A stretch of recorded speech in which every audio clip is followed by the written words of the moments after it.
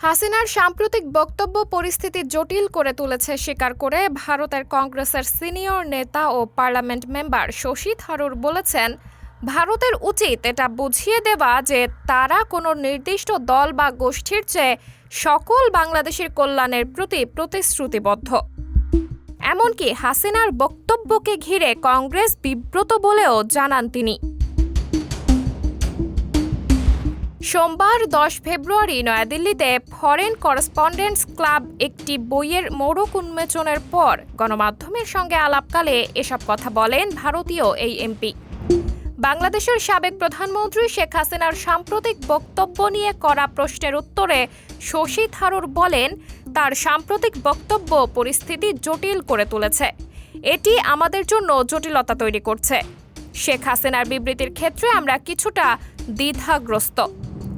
বাংলাদেশের ক্ষেত্রে ভারতের পররাষ্ট্র নীতির বিষয়ে দুটি মূল মাপকাঠি রয়েছে উল্লেখ করে কংগ্রেসের সিনিয়র এই নেতা বলেন, আমি দুটো বিষয়ের উপর জোর দেব।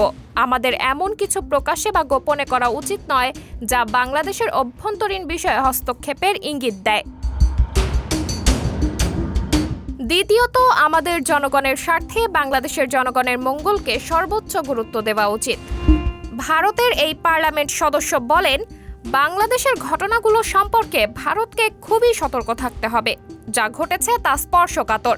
তাই সবখানে এই ধারণা দেওয়া উচিত যে আমরা কোনো নির্দিষ্ট দল বা গোষ্ঠীর চেয়ে বাংলাদেশের কল্যাণের প্রতি প্রতিশ্রুতিবদ্ধ।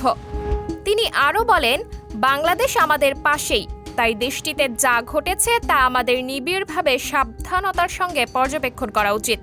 বাংলাদেশের অন্তর্বর্তী সরকার শত্রুভাবাপন্ন এমনটি আমি মনেই করি না, তবে সতর্কতা আমাদের বজায় রাখতেই হবে।